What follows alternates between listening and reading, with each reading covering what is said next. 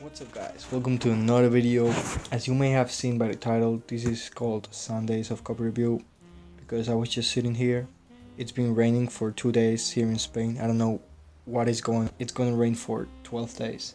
So a lot of content for you guys coming, stay posted. But I came up with this idea which is called Sundays of Copy Review because I figured, is there a better thing to do on a rainy Sunday than just sit here with you guys and review copy so you can see how it's done. In this video, I don't plan to review copy extensively like I did in my first video, but rather to compare copy throughout centuries, because copy has been here for a long time, as long as marketing has existed. Without further ado, let's get into it. You'll be seeing the screen right here. And this first piece of copy that I wanted to review is a certified classic in the copywriting industry, okay? If you've been in copywriting for more than 2 months, I'm gonna just assume you've just run into this example, okay? Especially if you read books, which you should, by the way, because old copy, although it's discontinued, it will show you true perspective of how psychology and marketing works at its basis. So let me sip my coffee and let's get into it.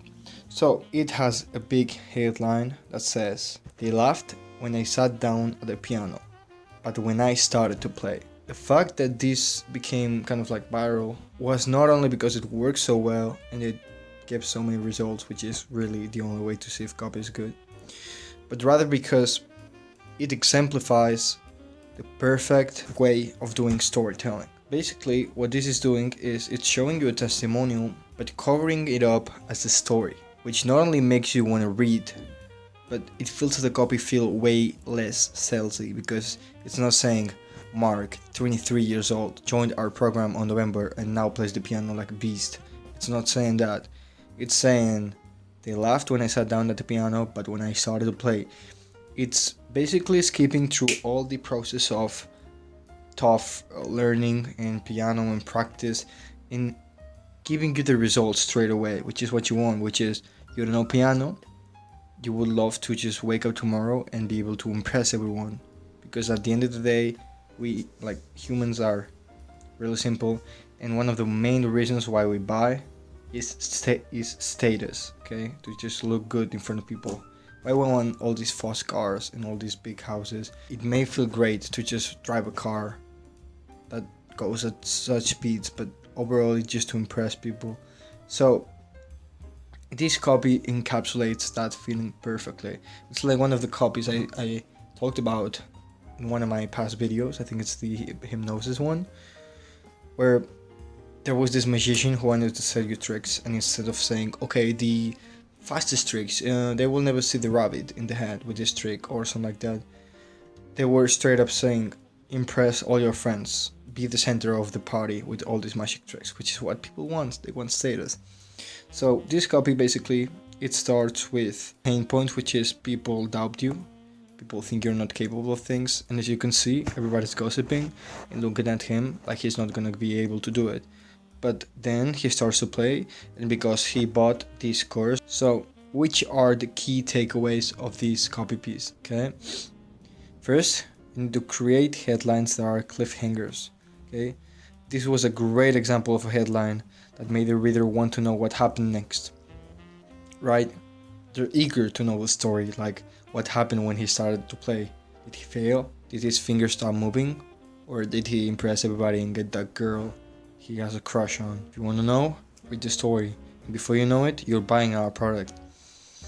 And the second takeaway is, you need to try using a story told by a happy and successful customer to sell your product, because people are always more likely to listen to a customer than to listen to the seller, okay?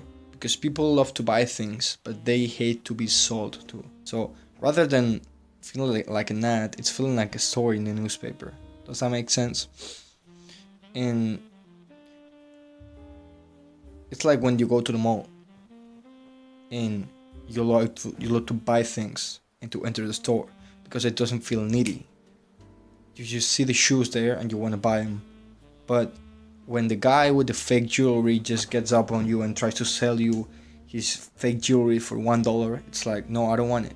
It's not valuable. You're trying to sell it to me. fuck off. So yes, you can be salesy. I'm not saying you cannot be salesy. It works sometimes, but overall, if you're trying to do an ad like this, you want to make the reader feel like he's on your side. And also, third takeaway, when you're giving something away for free, don't shy away from asking people information that will better help you get a sale on the back end. Okay, because at least if you don't get anything out of them, like because they're giving away for free like a booklet, if you're not getting anything away from it, at least you're getting some information of what your potential customer is and why they bought and which problems did they have with your product. So this is shown in this ad, and this is showing this ad when they ask if the person has an instrument. Okay, so those were the 3 key takeaways from this copy. And if you want to just read it, I suggest you go into swipe.co and just search for this headline, and you will see it. It's a masterpiece inside the copy world.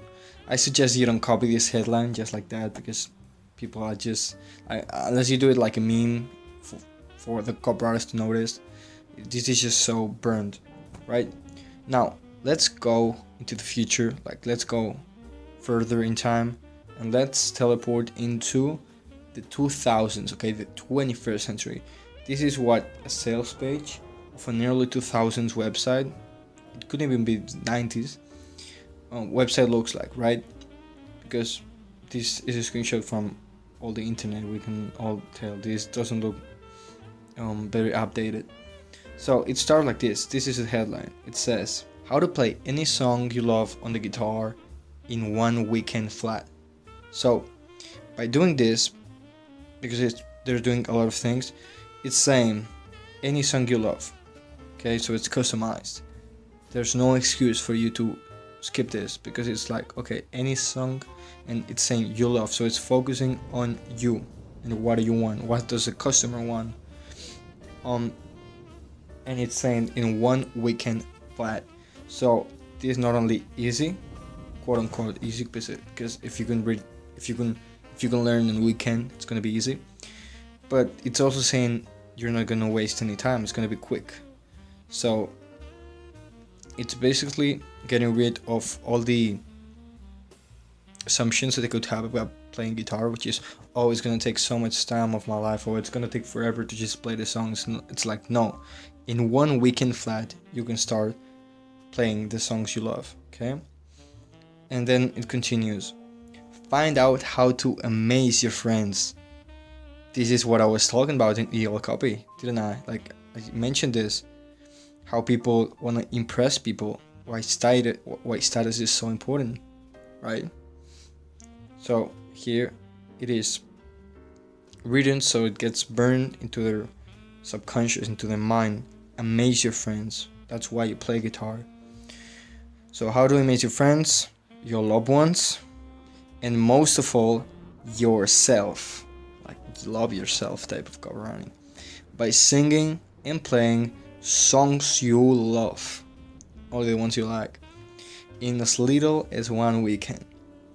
Even if you've never touched a guitar before, are tone deaf, and suffer from major stage fright. So here, essentially here, they're getting rid of all the possible complaints or reasons the reader has for them to not believe in themselves, and they're just throwing them to the bin and saying like, okay, even if you're this, you're that, or that, you can basically join our program. Okay, so you can do this in a lot of ways, by mentioning a short time frame, like as little as in 1 weekend. So if you're trying to get somebody into your course of, like, I don't know, drop shipping, you can say that the skills can be learned in 1 week, so they don't think, oh, it's going to take so much.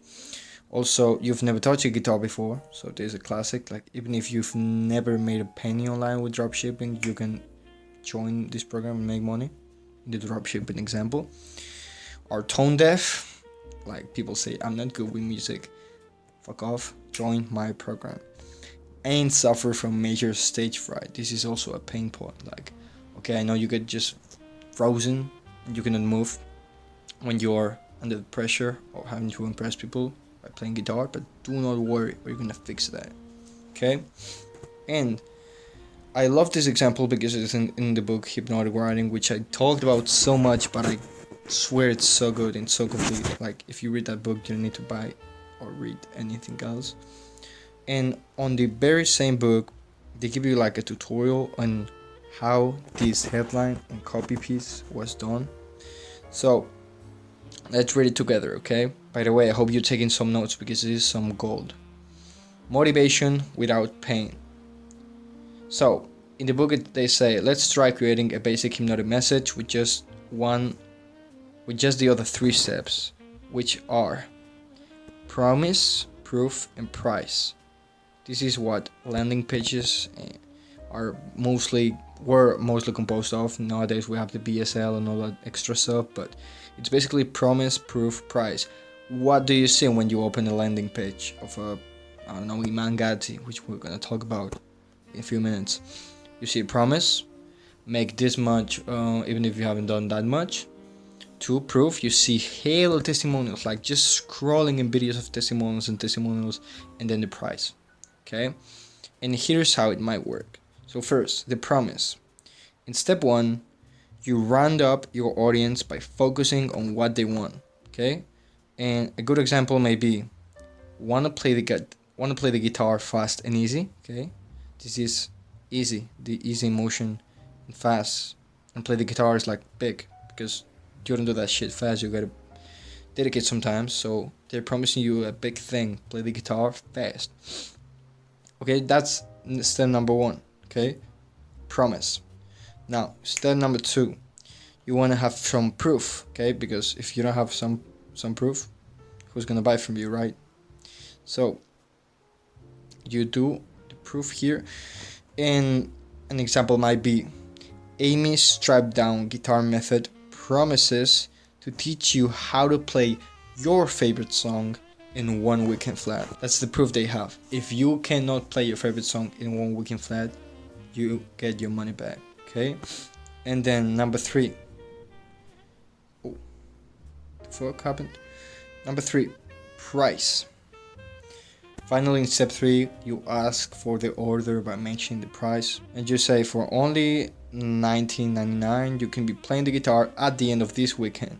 Just click here. That was powerful. At the end of this weekend, basically they are assuming the present by, like, they're predicting the present by assuming the future. So they're saying you're gonna be playing this song at the end of this weekend, so they're assuming you just bought the thing. So they painting this picture in your brain of just going to your job this Monday and people asking, okay, what did you do this weekend? And you saying, I just learned to play this song I love. Just showing them a video and then being impressed, right? And there you have it. You just create a basic hypnotically written message and didn't cause people to feel bad at all. Okay, because this message it didn't include a lot of pain points. It was just motivation with desire. And basically the final piece of writing might look like this. Wanna play the guitar in 1 weekend flat?